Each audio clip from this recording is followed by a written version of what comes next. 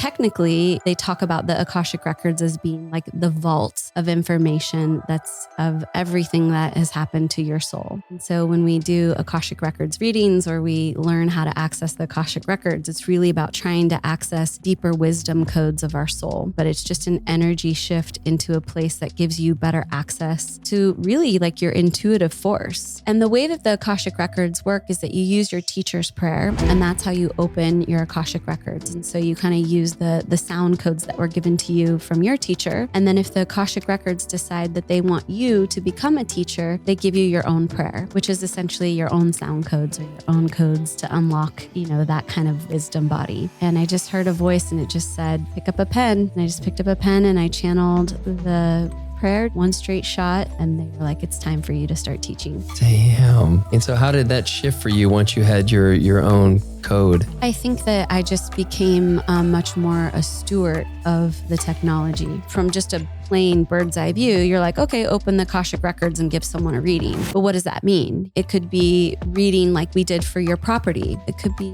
a soul that's passed over that wants to come through. It could be looking at soul contracts and understanding why some of the things have happened in your life. Tell me this, what are the women that are going through the certification, that have gone through it, that are starting it? What are they reporting back to you as the things that are changing their lives? The biggest thing is just the sovereignty piece, recognizing that they are co-creating their life and that these tools that we discover and we explore together just give them a deeper capacity for understanding that and actually working in that. I truly believe that the one thing we're gifted here is free will, but you have to almost attune yourself to activate into free will and then have that clear channel to the Akashic Records to see what kind of tools they can bring in to support you on that path and in being that sovereign being. Listen with your heart. If something just activates a little curiosity in you, that voice or that sound or that energy, go with that.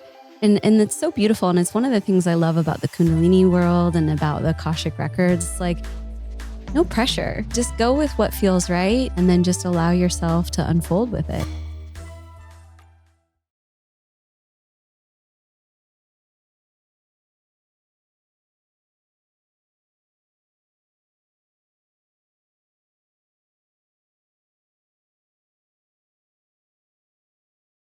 Are you putting on additional events? I know you guys have done that, events and festivals for others. Are you still hammering that one? Yeah, it's definitely ramping up. And it's crazy because we haven't really advertised it. We haven't really even put ourselves out in that way, but it just keeps coming. So I think that's the other thing is we're realizing like it's a unique skill set, being able to pull these things off. And if you want to do events and you don't have the time and you don't have the bandwidth, as you know, we've been through this. Totally. You need someone to just take the reins and take it over. So that was the other part of our hiring process was like really get people in the seats that, are specific that could be trained and filled immediately. And then that leaves more bandwidth for Adam and I to be in the creativity part of it.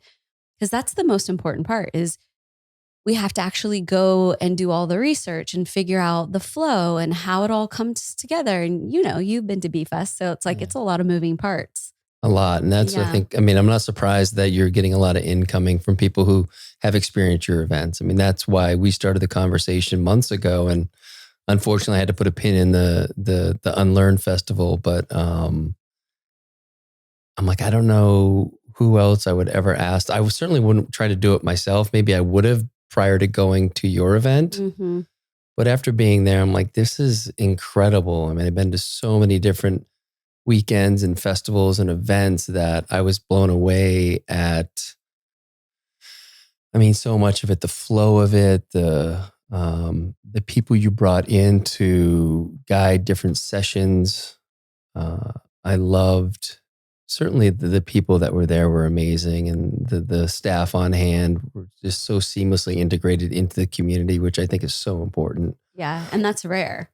That little piece is very rare. Yeah, and you know who to count on, but everybody's kind of dressed the same, whether it's a party or whatever. Everybody is in the vibe. Yes, yeah. And everybody's participating in it. Yeah, I think it's one of the things that we hear all the time is like, usually there's the event and then there's the staff, and it's a very clear delineation who's who. And it's like our staff, our people, our family, like they're just in the mix as much. And we are all trading off, roles and responsibilities, but we're all definitely part of like holding the energy. So yeah, it's really special. Well, and before, just in case I forget, where can people reach out if they want help putting on their own event? Yeah, they can just email us at info@bethewellness.com. Okay. Yeah. Great. And so just for a little background for people listening. So Vanessa Lambert's on today. We met at Connor and Kelly Moore's wedding, and Peyton and I were on our way out. It was getting a little bit late for us, and she had run into you. So you two started just randomly chatting. For some reason I said something about Kundalini yoga to her.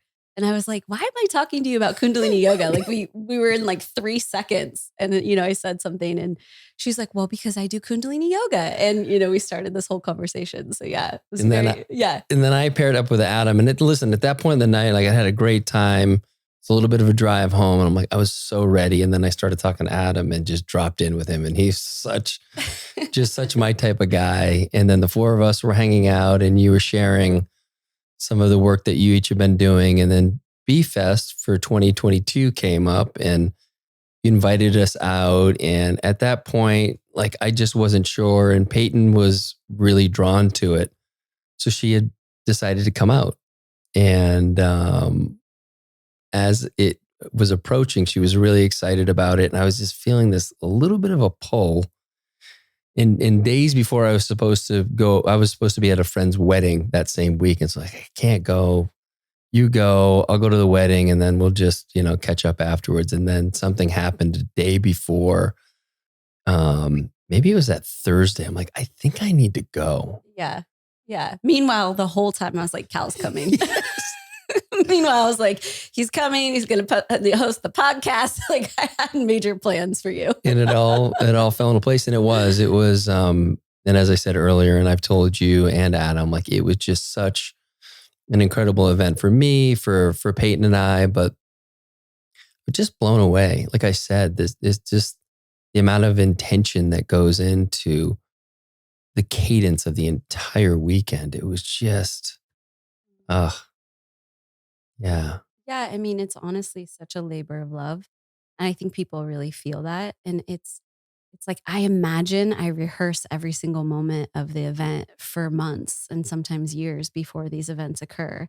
And so it's like, almost like an athlete preparing for their event, right? I'm thinking of the flow, and I'm thinking of like, when this hits, then we do this. And like, it's really just, it's an orchestration of all of this beautiful energy that, I just think people feel that when they're there and they don't know why, or they're not like, it's hard to pinpoint exactly what the one thing is that really made the event what it is. But I think, if I were to speak to it, it's just like all the love and all the intention into every single little aspect.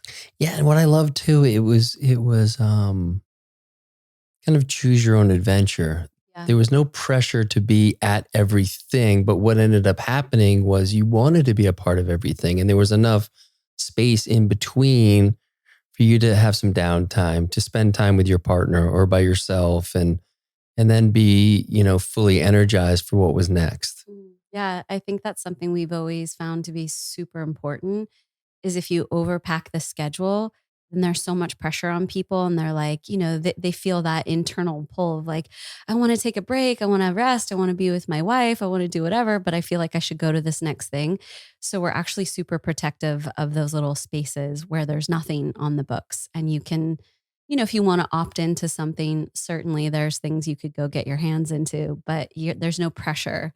And I think that's a really important thing about events like this is that you have to give people the space to actually enjoy it. Yeah. Yeah. Well, I'm curious, like it's probably hard to really pinpoint, but where was this birthed? Like, how did the first one come about?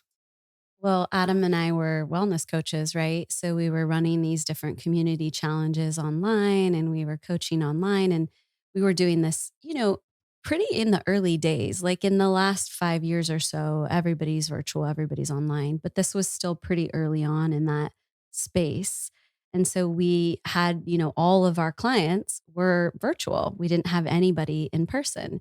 And so we started thinking, well, how can we bring people together that have been in, sometimes 1 or 2 years in our programs and seen each other online with their, small little picture and like, that's like Sally from Cincinnati. That's our favorite one. We always quote her. And like you see these people for years, and we were like, we've got to create a space where everyone can come together and actually meet and kind of share in all these teachings and all these tools that we've been studying and working in together for, at that point, sometimes years. And so the first Bee Fest was born in 2018, and we brought everybody to the Redwoods in Northern California.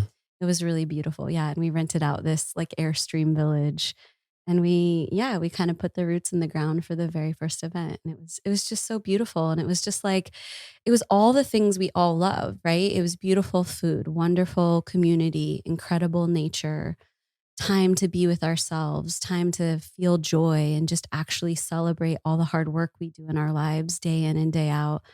And I just thought, like, this is just so important. This is so important for us, in our own hearts. And this is so important for our community to have this celebratory moment where we come together and just go like, yeah, we're doing it. Yeah, I think that's probably what struck me the most is it was this dedicated time to self in what had happened over the past 12 months. Yes. Like, let's celebrate all the hard work. And it wasn't easy and there were some shitty times, but here we are here to celebrate like all the challenges and how we stayed with it.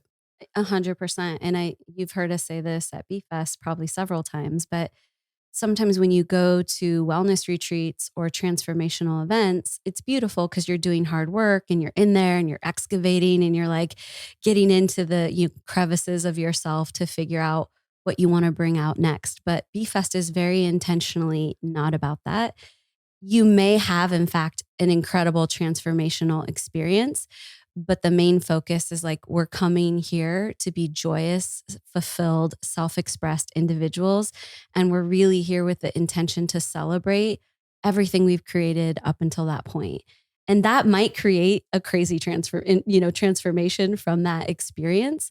But we're not like pressuring you to like, oh, you should do something hard, or it should be, difficult, or you have to suffer a little bit. It's like, just have fun, enjoy, and see what happens. Yeah, it's almost like this integration point of all the work you've done. And I think had it been an event that were more geared towards deep personal work, I wouldn't have gone. It's like, fuck, I've done enough of that. So much work.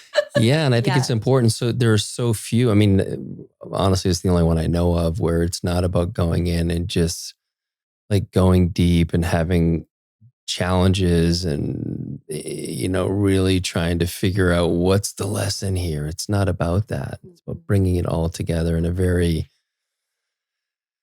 just approachable, loving way. Yeah. In a celebratory way. I think that's one of the reasons, and you experience this every night. We have a theme night and we dress up, and there's just like this really fun self-expression component and this opportunity just to really be in joy and just have fun in your community. And I think that was one of the things we always loved about Burning Man, is that you had this opportunity to drop in and self-express, and you could choose your own adventure. It could be one year to the next, might be a completely different experience, but the container was just set for you to have your unique individual experience. And I think that's what we really wanted to bring that embodiment into Bee Fest. Like, let's have fun, let's dress up, let's party, let's have a great time. And then let's also see what might happen when we take when we listen to Cal, facilitating the podcast, or you take Adam's class, or whatever it might be. Yeah, sure. It might take you on a new adventure, or you might find a new piece of yourself. But the point is, like, we're in a celebration of all of that. Yeah. And then the locations you choose are very intentional. It's, we were at Zion National Park. Peyton and I had never been there. So it was just, there's a whole nother layer to it. Yeah. And it's not just about the programming and the flow of the events. It's look at where you are too. Yeah. We always say that Mother Nature is the main star of the event. It was so amazing to be at the different nightly events, whether it was Parangi or or Samuel, or was it Peace Frog? What was the Peace Frog, the Doors cover band? And just to see Zion behind the stage, like, where are we? Isn't that property just amazing? Amazing. Yeah. When we dropped into that property, I was like, okay, magic can be made here. Yeah. Well, it's okay. So let's talk about 2023. Yeah. What does the programming look like? How is it similar to ones in the past? What are you excited about adding this time? Yeah. Well, we did the very first event in the Redwoods. And then we had to take a few years off because of all the things that happened in the world. So when we came back, we did it in Zion, which is kind of that desert, rock kind of energy. And then for this one, we really felt like we wanted to take it to the ocean. And it was just time to bring in that water element. So, I think that's probably the thing I'm most excited about. Again, back to Mother Nature being the main star of the event. Yeah. I'm just really excited to bring everybody to the ocean. And I just thought, oh man, to take our community and just have us all toes in the sand and just feeling the sun energy and feeling that beautiful ocean frequency. I just I could stop right there, right? How many different places did you scout out and finally land on this one? Oh my gosh, this was really hard. We almost gave up a few times because we were trying to find the perfect spot on the ocean. And I mean, we scoured the world. I mean, it certainly the West Coast, Central America, and South America. I mean, we scoured. We were like, we really want it to be on the beach, but we had a really hard time finding the right location. And so we ended up finding 2 locations out in what is where we're actually having it, Playa Riviera. And then we scouted one in Tulum. And when we got to this location in Playa Riviera, we were like, they built this place for us. Like this, if we were to put together the perfect place to have this event, this was the place. It was just incredible. And of course, the owner is, he's a burner himself. So there was like that feeling in the air. You could definitely tell that like he had that artistic lean. He was super, concentrated and focused on sustainability, the food sourcing, the quality, which is not always, the easiest to do in Mexico. Yeah. So we were just like, this is it. I mean, we found our spot. So it took a while to get there. We kissed a lot of frogs, you could say. Yeah. But then when we found Palmaya, we were just like, this is it. This is a place where we can really bring in, the tapestry of our magic. And it's just going to be so beautifully enmeshed and create the most wonderful experience. Awesome. So can you give people kind of an insight into what it's going to look like? Yeah. So the way we really try to structure B-Fest is that we kind of weight the activities in the morning and the afternoon and then leave the midday free. So you have a little space, like you were saying, to integrate, enjoy the property, have a massage, do whatever it is that makes you feel like you're in that retreat mode. But in the morning, we really try to offer experiences that, immediately connect you into yourself. So of course, I'm teaching Kundalini yoga every morning. We'll have some stuff with the ocean and like maybe doing some special ocean dives and really tapping into the frequency of Mother Ocean. We'll have DJ Drez and his beautiful wife, Marty. They'll be doing kirtan and yoga and really amazing like guided sets with, live DJ sets. So it's like really a beautiful combination of music and spirit and ocean and all of the things together. And then, like I said, in the midday, we'll have this nice gap where you can actually decide what you want to do. You can take a nap, you can get a massage, and then we'll also have live DJ sets at the pool as well. So like if you want to listen to music and just dance and, feel the energy of the beach, it's like if we're at the beach and we're at that kind of energy, we felt like we had to have DJ parties in the middle of the day. Yeah. And that way, you can just chill on a chair and soak in the energy and just be in the music, be in the vibe, or you can totally opt out of it and go do your own thing. The really cool thing about Palmaya is that they have all of this programming that is native to the location itself.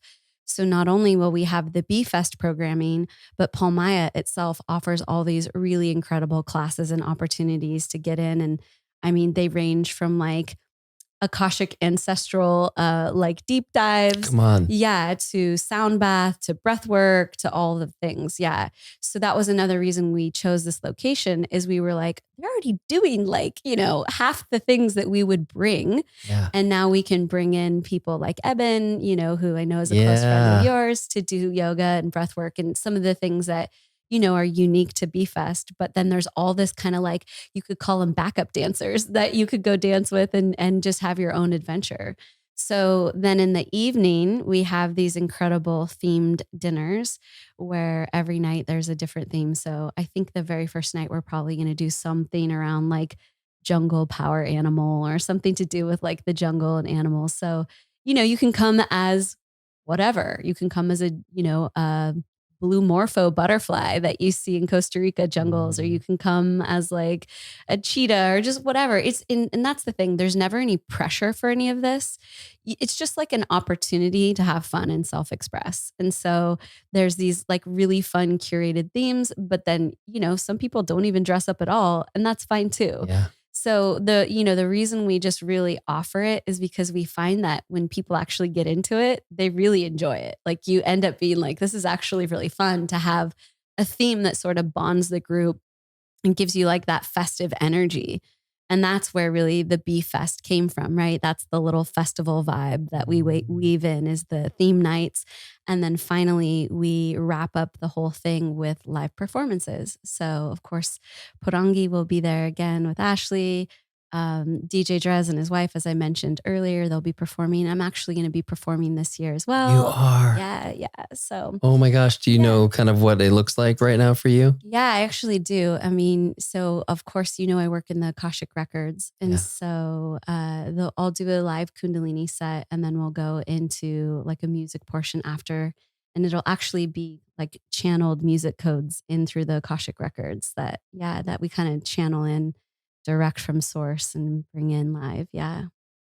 Okay, so let's dig into the Akashic piece for a minute, because you delve in that in many different ways. You've done a reading for us on one of our properties, which was super helpful and so spot on. But you also have a certification. And so there's different ways, and obviously you're doing the readings yourself. So can you I've had a friend of mine on, Laura Koh. She's been on the podcast before to talk about it, but I know everyone has their own way to experience it. So I'd love to just kind of dig into that for a bit. Yeah, I mean, I think the Akashic Records are just really, they're kind of unique to everybody. We were just talking about this the other day that, a lot of people relate to them slightly different in terms of like where they're located. Sometimes you think of them like out, into the galaxy, and it's like this far off place that you go and access. Some people think of it as just a space in your heart that brings you into a deeper sense of your own intuition. So it's like not necessarily this location, but it's just an energy shift into a place that gives you better access to really like your intuitive force. And technically, they talk about the Akashic Records as being like the vault of information that's of everything that has happened to your soul. So from the time your soul was conceived to current day and even into the future, it's all of the information of everything that's happened to your soul. And so when we do Akashic Records readings, or we learn how to access the Akashic Records, it's really about trying to access deeper wisdom codes of our soul and of everything that's happened to us from a soul perspective. And so I think that, for everybody that comes on a little differently, like some people might have clairvoyance. So when they tap into their Akashic Records, they get visuals, much like you would in a plant medicine ceremony. And you'll actually see like visual downloads. Some people just have like what we call clair empathy, where they can feel the emotion of something. And so there's all these different ways to experience the records. They feel like they have a physical location slightly differently for everybody. But, in the end, it's just really about tuning in to like the intrinsic intelligence of your soul. So, okay. Wow. I love all this. What does the certification, your certification look like? Yeah. So after doing, the readings for And first, how did you, come up with the whole idea for that? Yeah. So in around 2007, 2008, I did a year-long internship in the Berkeley Psychic Institute method. And Berkeley, Berkeley, California, it's kind of known for its counterculture and sort of, different modalities. And being raised in Northern California, I was exposed to some of those, kind of, spiritual modalities you could call, or however you want to categorize that. That was kind of the fabric of where I grew up. And so I ended up studying with these women who were certified in the Berkeley Psychic Institute method. And I spent a year with them. And part of that was learning about the Akashic Records and specifically how to communicate with souls on the other side. So souls who'd passed. And so that was kind of my foray into the Akashic Records, was really just learning like, oh, you can communicate with people who are no longer here physically with us. And was that hard to drop into that space for you, or was it pretty seamless? It's I was just sharing this the other day. I did psychedelics for the first time when I was like 13, 14 years old. Wow. Yeah. Yeah. Again, NorCal, like, Emerald Triangle, think of, set and setting, right? Yeah. So I just had this, I had this awareness from a young age, and there was a lot around me kind of leaning in this direction. So I think it was more about just understanding that it was possible to take it that way. And then once I started looking for it, it was, it's like the path is revealed once you start looking for it. Yeah. So I feel like it wasn't necessarily difficult. It was more just kind of devoting myself to really unveiling those teachings. And so I feel like, it was a pivotal time in my life. I will say that, because it was a full year of devotion to those teachings and to really, starting to go deeper into esotericism and psychic abilities and all of that stuff. So I feel like it wasn't necessarily difficult, but it was definitely like, if you were to put a mark on the timeline of like when a lot of stuff started changing, that would be a place I would go to. Wow. And so what else was changing in that period of time for you? Well, what's interesting is it was actually at about year 7 for Adam and my marriage. And so it was very interesting because it actually stirred up a lot in general. And we realized, that maybe our relationship had been lacking a certain kind of spiritual format that I was certainly longing for. So this sort of brought that to the forefront, and we actually it kind of shook up our marriage. And it was we'll be married 20 years this year. Wow! But we actually split up at this time for an entire year after I took this training, because really like so many things started to change for me. And so we almost needed to like take a time out and then come back together and regroup and start fresh. And I think, we were so young when we met. We were 18 and 20. So it's like, wow. We've grown up together. So I think that was just like it was a really pivotal time because of the training, because of what happened in Adam and my relationship, and because of everything that we kind of created moving forward after that. So yeah, it was a pivotal time. But, back to the Akashic part of it, I had this initial kind of experience and deep dive, and then I almost forgot about it for several years. And I sort of started taking in different modalities, a lot of plant medicine journeys, and, kind of exploring, as we all do, the different paths. And a friend of mine, she mentioned the Akashic Records. This was, I don't know, maybe 3 or 4 years ago now. And I was like, oh, the Akashic Records. Like, I haven't thought about those in a really long time. And so I took this little like refresher course with a woman that was, just happened to pop into my lap, like how it does. Right. Yeah. And then it just all flooded back in. And I was like, oh, this is so beautiful. And the way that the Akashic Records work is that you use your teacher's prayer, and that's how you open your Akashic Records. And so you kind of use the sound codes that were given to you from your teacher. And then if the Akashic Records decide that they want you to become a teacher, they give you your own prayer, which is essentially your own sound codes or your own codes to unlock, that kind of wisdom body. And so I was back in the Redwoods in Northern California after that refresher. And I just heard a voice, and it just said, pick up a pen. And I just picked up a pen and I channeled the prayer just straight in one straight shot. Didn't stutter, didn't have to correct a word, just wrote it out. And they were like, it's time for you to start teaching. Damn. Yeah. And so how did that shift for you once you had your own code? I think that I just became much more a steward of the technology, right? I went from the student to the teacher and kind of just passed through that portal. And so then I just really felt so beautifully grateful to have that connection and to have, to have those sound codes. I mean, the prayer is so beautiful. I couldn't even believe that this prayer just came through my pen and was written on the paper. It was just like, even that, just by itself would have been enough. But it was like, from there, they really started dropping in like, these are the lessons. This is where you can take it. This is how you can teach about it. This is how you can illustrate the different ways it can be used and the different kind of techniques within the Akashic records.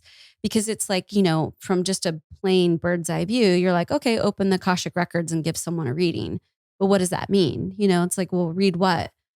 And for me, it could be reading like we did for your property. What does the property want? What is it asking for? How does it want to interact with its owners? How does it want to be honored? It could be something straightforward like that with a piece of land or even a house. Or it could be, like I said earlier, it could be a soul that's passed over that wants to come through and wants to communicate with the person who's getting a reading. It could be looking at soul contracts and understanding why some of the things have happened in your life and really deciding if you want to keep going down certain paths that could be seen as contracts. And so there's this access to maybe, rewriting some of the energy that you're committed to in this life. You can also work with crystals. You can, decide like what kind of energy wants to come into a house and do crystal gridding. And, I love doing those because it's like you get really specific frequencies and you can seed them in a property and turn up the radiance of that property in a unique way. So these are just some of the unique ways in which you can work with the records. And that's kind of like the overarching theme or the umbrella. But there's all these very unique and specific ways that you can channel it for you and what you're up to. Just tell me this. What are the women that are going through the certification, that have gone through it, that are starting it? What are they reporting back to you as the things that are changing their lives? Yeah, I think the biggest thing is just the sovereignty piece, like actually recognizing that they are co-creating their life and that these tools that we discover and we explore together just give them a deeper capacity for understanding that and actually working in that. And I think that's the big thing we talk about all of the time is like, you're a sovereign being. I mean, I truly believe that the one thing we're gifted here is free will, but you have to almost attune yourself to activate into free will, or you can just be co-opted into other people's storylines and energy fields and all kinds of stuff. So a lot of it is kind of like clearing out the space and giving us the capacity to really take the reins on our lives and then have that clear channel to the Akashic records to see what kind of tools they can bring in to support you on that path and in being that sovereign being. And then now, I'm assuming there are cohorts that go through the certification together. Oh yeah, yeah. And so when is the next one available? Yeah, so we start next month actually at the end of February. So the third weekend in February, we kick off the next one. And we'll only do 2 this year. So yeah, we usually, we gather a group of women. It's for women specifically as of now. I would love to do one for men, but just hasn't quite aligned yet. I've been really focused on the women so far. And you'll know when it's ready. I don't need to tell you that. Yeah, that's exactly what they said. The men are coming though. They're totally coming. But it's for now, it's just really like the women are so ripe and they're so ready for it. So that's the thing about this particular certification as well, is that you bond so deeply with this group of women that you go through the training with. And then we all wrap the training in Jackson Hole, Wyoming, where I live. And we do a beautiful kind of ceremonial graduation retreat. And it's that in of itself is life changing. But it's really, really uniquely special because you've been working and connecting and diving deep into your spiritual practice for 4 months leading up to it with all of these beautiful sisters at this point. And then, the retreat just kind of is this beautiful icing on the cake. It's a 4-month period process. I'm stumbling on that word. It's, one of those timeline words. What is like practically speaking, what does it look like for the commitment on a daily, weekly basis? Yeah, it's there's a 2-hour practice session per week. And then there's a 1 weekend commitment each month. So, and that's actually only for the first 3 months. And then the 4th month is just practice. So we're together once a week for a 2-hour session and then a Saturday and Sunday each month. So it's not crazy. Is that remote, the Saturday, Sunday? Yeah, it's all remote. And the beautiful thing is that if you can't make it to any of the sessions, everything's on replay, everything's recorded. And I've had women in Europe who just couldn't make the time zone. Sure. And they've done all of it on the recorded sessions and had like amazing life-changing experiences. So all the energy stored in the recording, and it doesn't really matter. I mean, it's great if you can be there live, but don't let that like time constraint get in the way of, these beautiful teachings. Yeah. And I'm assuming there's kind of homework during the week, quote unquote. There's not a ton of homework. Honestly, the homework is really just being in awareness to how the teachings are showing up in your life. Oh. And there's not specific, like, you've got to be doing this. It's more just opening up the awareness. Like I love That's a good answer, by the way, for I think a lot of people listening. Okay, I've got a busy life. They don't have a lot of homework. Perfect. No, I mean, and honestly, it's like your life just becomes a ceremony in a way once you start this training, and you just start noticing the teaching showing up in different aspects of your life. So it's like, it's not even necessary to assign that to you because it's just going to start happening. Okay. Yeah. And again, the things we're noting here, there will be links to it in the show notes, but where can people find out more information about this? Yeah. The easiest thing is honestly just to DM me at starseed.collective, and we can get you all the right links for whatever you're interested in that we talk about today. And I'll just get you to the right spot. All right, perfect. So how does this, and I want to get to Starseed Collective in a second, but how does this maybe dovetail with your Kundalini practice, which by the way, I thought I had done Kundalini before. And when I went to BFest, it was like, good God, that was intense. Amazing. But my, lack of mobility really showed, although there were great modifications for fellas like myself. Yeah, totally. Yeah. Well, I'm glad you asked that because it dovetails perfectly from the Akashic training, because one of the things that is very unique about this Akashic training is that there's quite a bit of Kundalini yoga included. And I think that one of the reasons that the Akashic Records gave me the prayer and honestly gifted me with this, beautiful opportunity to teach is because of the Kundalini practice and because of the fact that I bring that in so deeply to the experience. And the reason that we use it is because, when you start opening up to these big energy fields and you start really trying to be a channel and a conduit for some of this frequency, it's a lot. It's a lot of energy.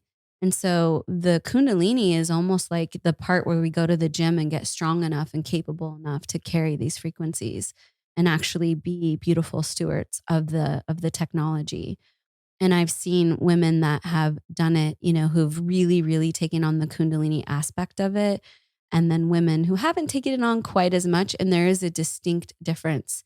There's just something about that frequency that just helps you hold it all and really translate that powerfully into whatever you're creating. And so the Kundalini yoga is, it's an integral part of the training. And then obviously, I teach the Kundalini on something called the Starstream. It's our streaming content network that, I just stream live into your living room or your home or wherever, your bathtub, wherever you want to be. Yeah. And you can just join in the Kundalini part as well. But, it's really amazing because you can kind of get in where you fit in, right? If you're attracted to the Akashic training, come in and do that. You'll get some exposure to the Kundalini practices as well. Or you can come right into the Starstream and really focus on the Kundalini energy and really start just training in that modality. And there's just all kinds of beautiful stuff that you can just get in where you feel really comfortable and called. Awesome. And then how often is the Starstream practice coming out? Yeah. So there's at least 2 classes a week. And we're adding more all of the time. And then we open up the first couple hours of the Priestess Path, which is my year-long mastermind group that I work with. We do one weekend every 6 weeks, actually, we do with them. And so we open up the Kundalini sessions from that to the Starstream. And then we also open up the Kundalini sessions that are in the Akashic weekends. So there's also these extra like deep dives that you can do with the groups that are, in these other veins of programs. So yeah, you can kind of get in like either just once a week, twice a week, or you can do these other weekend events that are a little bit longer in length. Oh, that's brilliant. And okay, let's dig into the year-long practice. What's all about? Goodness, what else? Keeps going. What else is going on? I know. Well, after the Akashic training, I just had so many women that were like, I don't want to stop. Like, I want to keep going.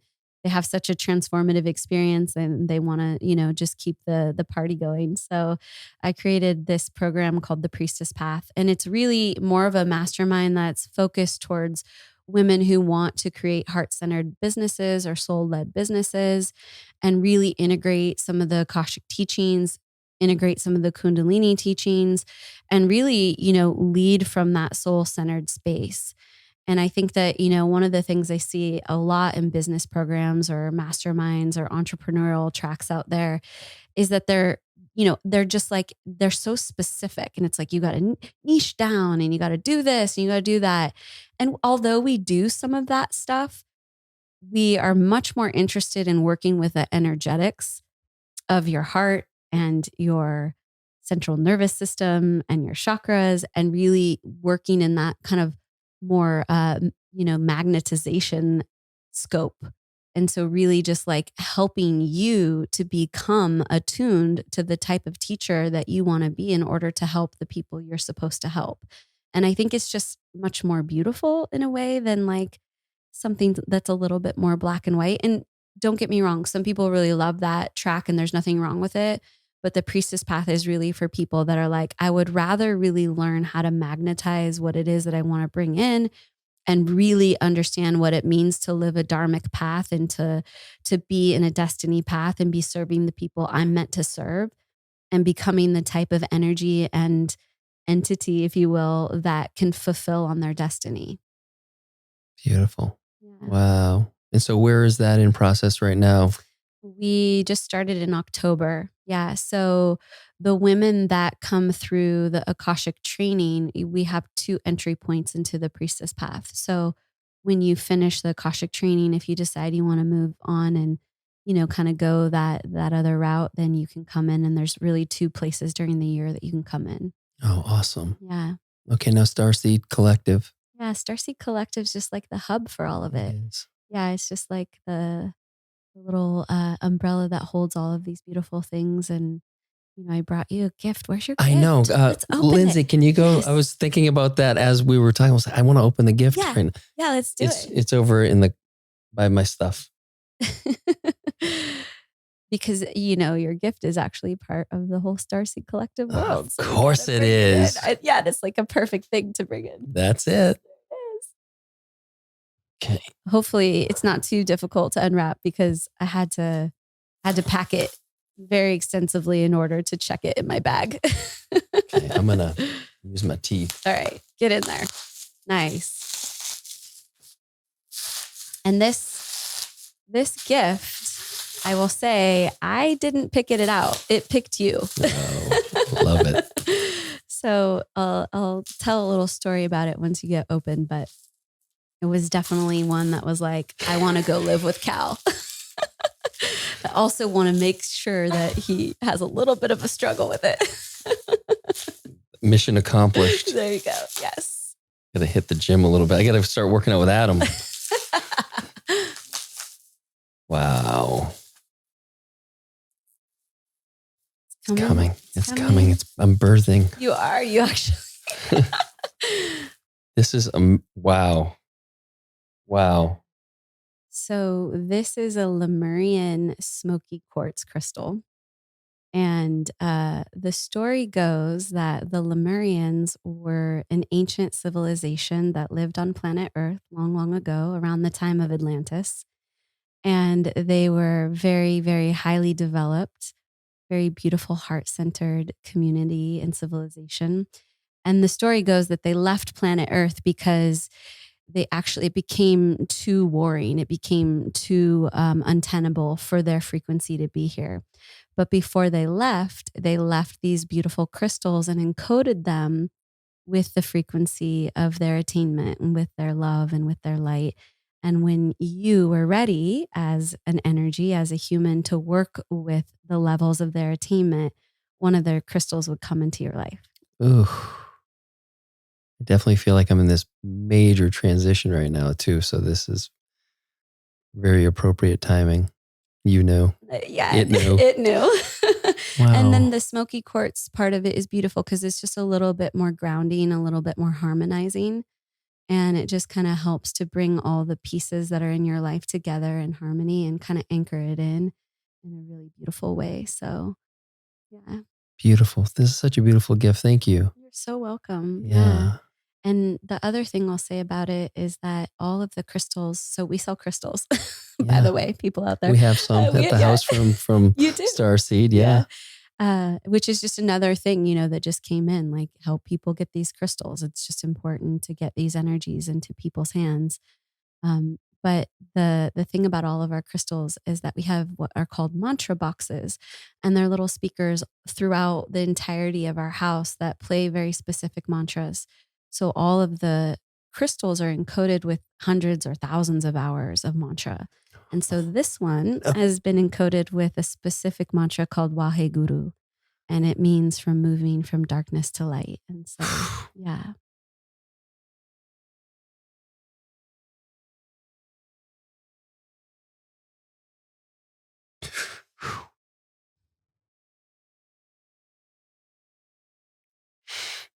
Got me with that one.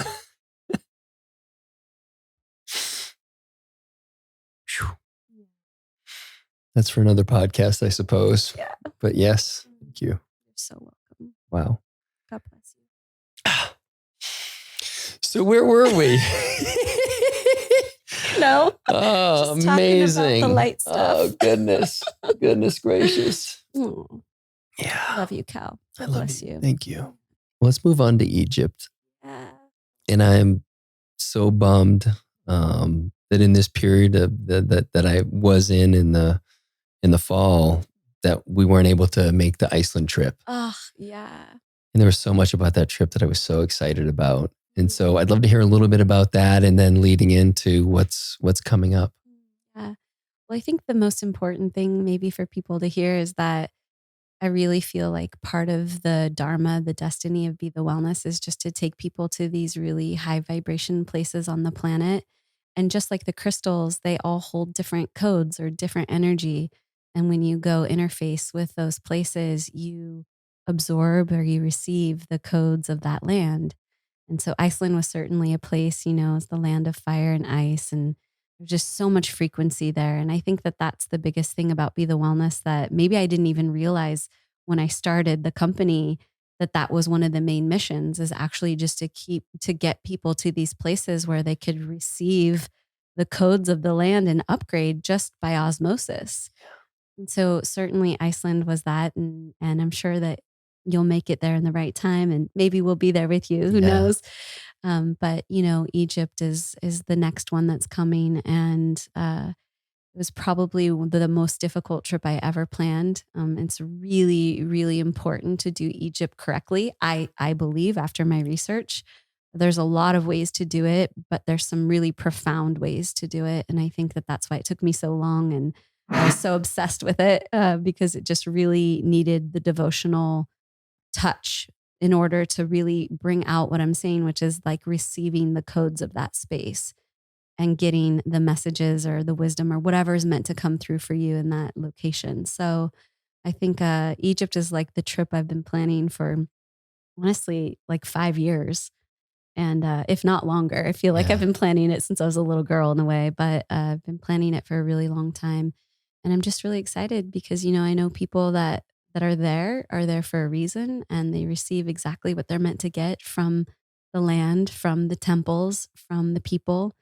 And that's just, mission fulfilled when we do that. So Yeah. super excited. And that'll happen in the fall. That'll happen in the fall. And we're really excited. We're bringing Nessie Gomez, and she's an incredible musician.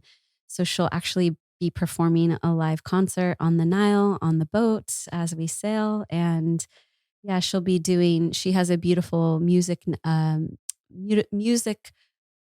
workshop. Thank you. I wanted to keep saying music is medicine workshop because that's for Ummies. Like it's something similar though. It's a very similar thing where she helps you find your own unique voice. And so one of the things that really came through for me in Egypt was that there is so much sound frequency there. And so it was really important to bring in someone who could actually help you tap into that and use your own voice, use your own sound current in the land, and actually kind of harmonize those things together. So she'll be teaching a really beautiful vocal odyssey workshop and helping us kind of bring our own sound current into Egypt. I had a close friend of mine on the podcast recently, Joshua Barber, and we talked about his experience in Egypt, and he definitely did it the right way. And the stuff he shared was stuff of like supernatural. How the hell does this stuff happen? And then, of course, this is what we're all here. There's a lot at work, and so I'm curious, like, what are you kind of most excited about exploring in Egypt? What is it that you think people are just going to be blown away, life-changing experience? I mean, I think we got private access to the King's Chamber and the Sphinx and some of these. That stuff's huge. Yeah, it's, some of these really important kind of foundational things. But honestly, what I think people are going to be most excited about is what they don't expect. And that's what I'm honestly most excited about too. It's like we made sure that the itinerary really covered all the bases and we nailed it. And we're doing all the temples that we should be doing. We're doing all the, all of the kind of pathway is laid out. But what I'm most interested in and what I think people are going to be most blown away by is just the unexpected things that happen. And, that was another reason I wanted to bring Nessie, is that we'll be bringing in vocal experience into some of the temples and weaving our own sound current throughout the experience. And I think that's very, very unique because usually you're kind of just like on a tour with a tour guide and you're doing the thing, but like we're actually wanting to create this as almost a 14-day ceremony. And it's like, we're going to be interfacing with the temples with our voices and with mantra and with chanting. And of course, that has to be because Egypt opens up and allows us to do that, because there's actually like rules against certain things happening. But, already with the guides that we have and the people that we're using, there's all of this very beautiful access that we're getting to do some very unique experiences.